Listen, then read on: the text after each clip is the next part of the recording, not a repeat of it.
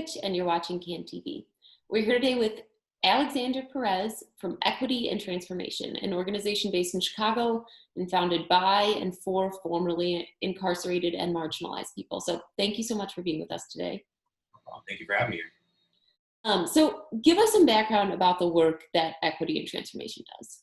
So Equity and Transformation advocates on behalf of the informal economy, the original gig economy, as we like to say, before it was like a buzzword. We're talking about individuals in the commercial sex working scene, people selling squares, bootleg DVDs at your flea market, barbershop, stuff like that. People that operate in those spaces because they don't operate with the luxury of having, government protection for the things that they do.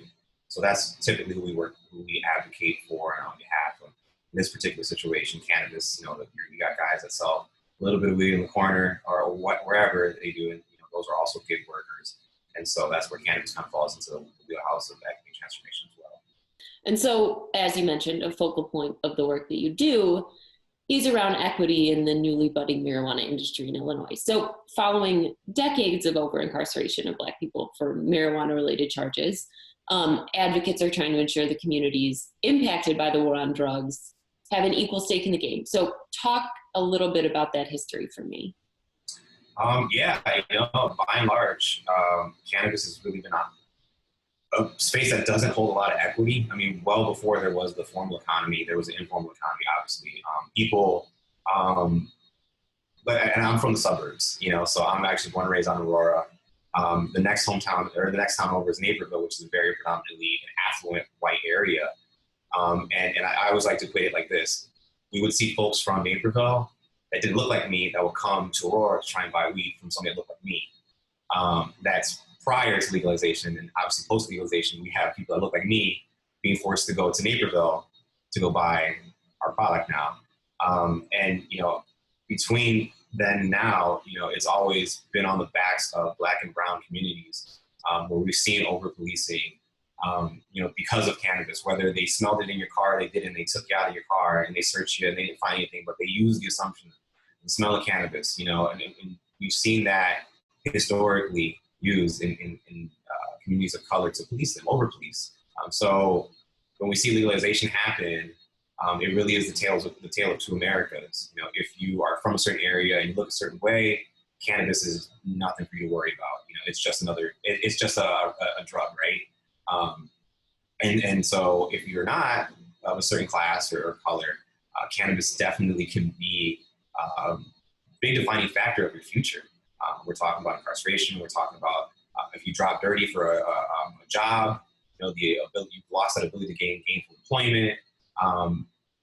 So it really has been the tale of two different Americas on the front of cannabis. And so let's talk about HB 1438, so the law legalizing cannabis in Illinois. So the bill was touted as one of the most progressive and equitable cannabis bills in the country. So talk about why that is. It's very aggressive, actually. I definitely want to give the state credit on that. Everything looks great on paper, right? In terms of execution, different situation. But I do commend them because, as we've seen in other states like California, Colorado, that have gone legal, equity was never really on anyone's mind. It was just propping up and supporting another industry that was budding, right, if you will. No pun intended on there. And so equity was on the back burner, and now we're starting to see those states kind of revisit equity and say, oops, okay, we kind of messed this up. We didn't think about the poor, disenfranchised Black and brown communities that have been over-policed. And so now we need to kind of address that. Whereas Illinois was like, okay, let's address this problem before anything else, or I should say at the same time. And that's the big difference between Illinois and a lot of the other states that have implemented recreational adult use. So let's break down the way that the industry is set up in Illinois. So the state set up a series of scoring mechanisms to determine how they would afford licenses for cannabis. So a portion of them being social equity licenses. So can you explain a little bit of how that process works? For sure. So social equity was one of the big driving components for this phase, and probably for the foreseeable future, given what just happened. But to kind of make this palatable for folks in those disenfranchised communities, social equity was implemented in HB 1438, which meant people that qualify as an impacted individual in a couple of ways, there's 3 ways, you get an additional 50 points. I won't go into the specifics of 3 ways, but you get an additional 50 points, which is very large because the application is a score of 250. Now, there are 2 additional bonus points when that was for ties. So the real true score, perf score is 252. Originally, it was 250. 50 points were designated for social equity, which made it very, very important to be distinguished as social equity for this round. 100% of these licenses, 100% of the 75 dispensing licenses are going to go to individuals that qualify or organizations that qualify as social equity. So, as you just mentioned, there are 75 social equity licenses that Illinois will distribute. So it was recently announced that only 21 people qualified to receive those licenses. So the Sun-Times reported that among the individuals who did receive them were an ex-CPD commander, a former director of a state agency that oversees weed dispensaries, and several other people who had deep connections to state politics. So talk about that a little bit. Yeah, definitely. I think a lot of us were appalled when we saw that out of, all of these, I think it was nearly 1,000 teams that applied, if I'm right. It's like 900 and something, very close to 1,000. Only 21 made it to the lottery. So a lot of us were really taken back. And even more so when we started to see and peel back those layers, who were on these teams. As you just mentioned, we started to uncover some very interesting individuals that were connected that had some very interesting ties. And I don't want to dilute that pool of 21 because there are some companies that we do know, some teams that we do that are in fact true social equity advocates. But I mean, I hate to be cynical, but that's just the person in me because I was born and raised in Illinois. We kind of knew this was going to happen. I mean, there was a lot of us that knew that this was going to happen. There was going to be some shady business afoot. Things were going to look weird. And, it didn't take long for us it took long. I'll take that back. It did take long after all the delays, but we finally got the answers that we were looking for. And we see that there's some interesting people that we don't really, I would definitely scratch my head and question if they really are social equity. But the list was put out, and the 21 are the 21. Now we do see that they are, the Pritzker administration is calling for a partial do-over, which we are very happy about. However, the big caveat there is that this only really helps the people that did not get the 5 additional points for veteran status. Now we do know that KPMG made some egregious errors in scoring. That's pretty evident. Folks were getting the 50 points for social equity, even though they could totally prove they were social equity. Some people got veteran status and they had no veterans. So the scoring was all over the place. So we're happy that they're doing the partial do-over. But again, this only benefits those individuals that have a veteran that is a 51% owner and qualifies as a social equity applicant. So they're still the only ones that can get a perfect score of 252, meaning that 100% of these licenses, these 75 licenses, are going to go to one class of individual. Those are veterans. So you touched on 2 things that I wanted to ask you about. So my first question was that Governor Pritzker had come under fire for the way that the licenses were issued. So he had a press conference the other day where he stated that unsuccessful applicants will receive notifications indicating where their applications lost points, and then they can request a rescore or submit additional application information to their application. So talk a little bit about that, because that's different than what you're saying. You're saying that the only extra points that would be awarded were for veterans? So not necessarily. So everybody that applied is going to get a shot for a redo for the most part, right? So for myself, my team, we did receive a deficiency notice, but those were for 2 exhibits that we rectified and still lost points on 2 other exhibits that we never were notified for. And so that's the issue. So what we're seeing is that folks, there's a notification issue. So to rectify that, Pritzker is allowing for the partial do-over. That's great because for somebody like myself, we can score higher. We have the ability to score higher, and it's basically a free round where we get a chance to basically get our application vetted again, free of charge.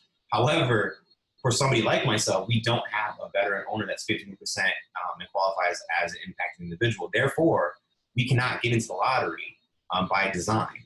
The only thing that we could score is 245, which would be a perfect score if you subtract the 5 points for being a veteran. So that's as high as we could score. Anybody else, if they're given the fact that they don't have a veteran that's a 51% owner and qualifies as a social equity applicant. So it's great that we're able to get a higher score, especially if we plan on submitting for phase 2. However, to rectify the issue of, individuals getting into the lottery in a bigger pool, again, it only benefits veterans. Okay. So Equity and Transformation put out a press release on September 14th about the problems surrounding the issue of social equity licenses. So talk to us about the demands that were laid out in that press release. Yeah, I think the demands fall in line with a lot of other individuals and organizations that have similar questions. We just want to know what qualified KPMG to score this. Why was it a no bid contract? Those are some pretty generic questions that I think a lot of us want to get answered. We want to know, why was there an employee of KPMG that made it to one of these advancing teams of the lottery? We've already seen that people come out to defend this person. Well, they weren't part of this process, and they weren't directly involved in it, but it still doesn't look good. You know what I mean? It's still pretty suspect to see a KPMG employee as one of those qualifying lottery teams. And there's other questions that we want to see too, that we didn't add to that press release. There's a million questions. But we wanted to see the ones that I think could be answered the quickest, regarding KPMG, regarding the scoring, regarding the no-bid contracts. And then we want to see a cap on the licenses in phase 2. For this phase, even though we're still in phase 1, we definitely still want to see a threshold created to allow for individuals that scored 245 or higher the ability to get into the lottery. Because again, when we talk about equity, again, nothing against the veterans. I come from a veteran family. We have veterans that do qualify as DIAs or impacted individuals. However, veterans are not the only individuals that were impacted by the war on drugs. So creating in a sense, a veteran-owned monopoly, that's not equity. And that's the biggest issue when we talk about how this was passed, how this was championed for, all the theatrics that went involved or that went into this. We never heard veterans once. As a group that was, this was pushed for, yet veterans are the only group that can win in this round. So that's addressing the press release and some of the things that we would like to see addressed in phase 1, definitely in phase 2. But if we really want to achieve equity in phase 1, and not just have this be a trial round, right? Even though everybody's saying it's a trial round, but the issue is that when you say it's a trial, it's a trial and error situation. It's by and large the Black and brown disenfranchised communities that are on the receiving end of that situation. So that's what that's why we put that press release out, and those are the answers we'd like to see addressed. And we're hopeful that those can be addressed in a timely fashion. Right. And let's talk about KPMG. So the grading for the social equity licenses is done by an accounting firm, KPMG. So your organization, and as you just said, you've highlighted a lot of issues with the use of this firm. So they're an out-of-town firm, and they'll continue to grade the licenses even with the new updated submissions. So talk to us just about the general issues that you have identified with KPMG. Oh man, the large amount of scoring inaccuracies. I mean, we've got people that were social equity, can prove their social equity, didn't get scored to 50 points. We got people that have no veterans on their team, got 5 points for being a veteran. How does that work? I mean, and then there's the whole issue of the discrepancies in the exhibits, where like myself, we got notified for 2 exhibits that we had deficiencies on. We cured those deficiencies, yet we lost points on 2 other exhibits that we were never notified for. So those are 3 examples of scoring inaccuracies by KPMG. And I think it's still, again, it all plays into the bigger question: what made KPMG qualified to score this and going forward score all of the other applications for the other licenses? I mean, because with all these errors, that was my biggest question when KPMG first got the contract. What qualifies them? What makes them eligible for this? So to see all of these errors, I mean, it definitely dilutes my trust in KPMG going forward. I would definitely think that it dilutes the trust for anybody else that qualifies as social equity, that puts their shekels together to apply for one of these licenses. How can we trust KPMG and know that they're going to score accurately the next time for phase 2 or the licenses that are for phase 1 still, like dispensing, transportation, craft row? Right. And so how do you see these next few months playing out? I mean, what does Equity and Transformation's work look like going forward? For us, it's about education. We really want to continue to advocate for the informal economy, because here's the reality. By and large, cannabis is a white man's game. We all know it's not a secret that medical was the first out the gate. And the irony of all this is that we're advocating kind of on a double-edged sword, right? We're advocating for more restrictions, right? For a tighter control to help individuals that really truly are social equity applicants. All the while, we're creating a bottleneck where there's a whole other market in the medical market where these individuals are running unopposed. I mean, Cresco Labs just opened up, their 11th dispensary in Naperville. Verano, I think, is opening another one. And all the while, these social equity applicants are struggling to just get into lottery for some licenses that were supposed to be released in May of this year. So the irony is we're sitting here talking about and advocating for tighter restrictions, more oversight, and it's all to the detriment of our community because there's still this other half of cannabis that's still running unimposed. I mean, they're opening shops when they want to. Their only legitimate pushback is from the municipalities, but if you got enough money, I mean, what issues are there really? And so for us, again, it's advocating on education, advocating on storytelling and sharing of these narratives that need to be told and need to be shared with our lawmakers, because we have to continue to put pressure on the lawmakers to refine this bill and refine the processes going forward to truly bring equity to the cannabis space. Because here's the reality. We're really happy that cannabis is legal in Illinois. That's great. Should have been. It shouldn't be an issue, period. But what we're seeing is that by and large, it's individuals that were on the receiving of the informal economy that are now on the outside of the bubble looking in, trying to bang on the gates to let them back in, and the gatekeepers have changed.